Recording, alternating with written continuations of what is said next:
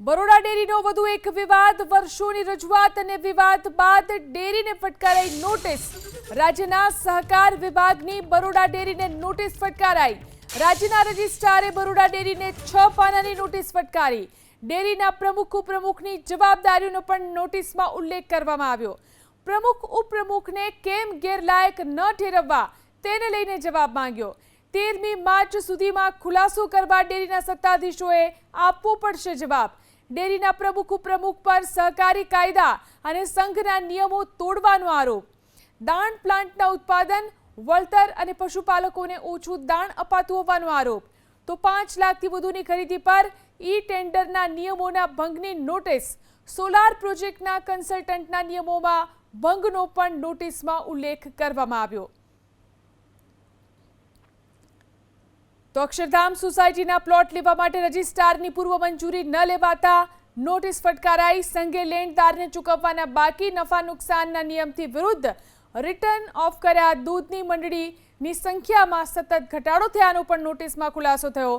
તો સંઘ અન્ય દૂધ સંઘો પાસેથી મોટા પ્રમાણમાં દૂધ મેળવતો હોવાનો પણ ખુલાસો થયો।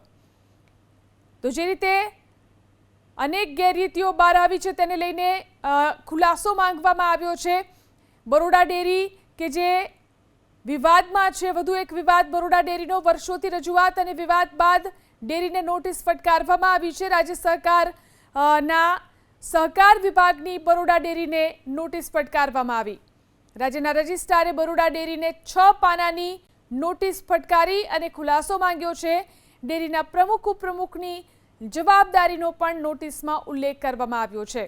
તો પ્રમુખ ઉપપ્રમુખને કેમ ગેરલાયક ન ઠેરવવા તેને લઈને આ નોટિસમાં જવાબ માંગવામાં આવ્યો છે।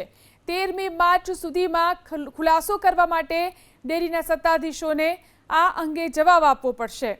ડેરીના પ્રમુખ ઉપપ્રમુખ ઉપર સહકારી કાયદા અને સંઘના નિયમો તોડવાનો આરોપ લાગ્યો છે। દાણ પ્લાન્ટના ઉત્પાદન, વળતર અને પશુપાલકોને ઓછું દાણ અપાતું હોવાનો આરોપ લાગ્યો। આ ઉપરાંત 5 લાખથી વધુની ખરીદી પર ઈ ટેન્ડરના નિયમોના ભંગની નોટિસ પણ આપવામાં આવી છે। તો સોલાર પ્રોજેક્ટના કન્સલ્ટન્ટના નિયમોના ભંગનો પણ આ નોટિસમાં ઉલ્લેખ કરવામાં આવ્યો। અક્ષરધામ સોસાયટીના પ્લોટ લેવા માટે રજિસ્ટ્રારની પૂર્વ મંજૂરી ન લેવાતા આ અંગે પણ નોટિસ આપવામાં આવી। સંઘે લેણદારોને ચૂકવવાના બાકી નફા નુકસાન નિયમથી વિરુદ્ધ રિટર્ન ઓફ કર્યા। તો દૂધ મંડળીની સંખ્યામાં સતત ઘટાડો થઈ રહ્યો છે તેનો પણ આ નોટિસમાં ખુલાસો માંગવામાં આવ્યો છે। સંઘ અન્ય દૂધ સંઘો પાસેથી મોટા પ્રમાણમાં દૂધ મેળવતો હોવાનો પણ ખુલાસો થયો છે।